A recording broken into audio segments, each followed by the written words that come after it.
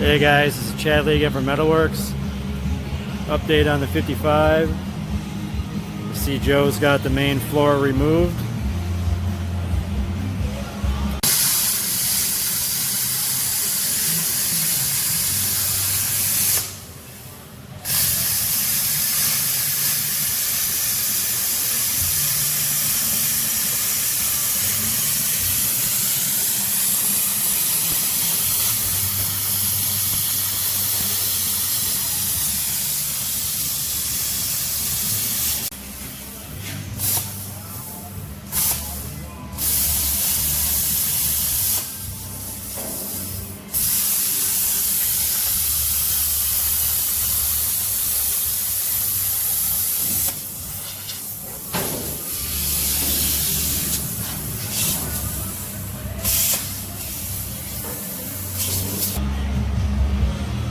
He also has the mini tubs at least partially done.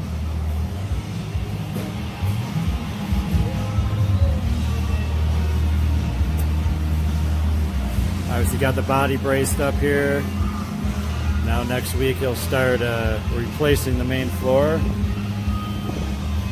tying it into the mini tubs, and then he's gonna hand build the remainder of the trunk floor.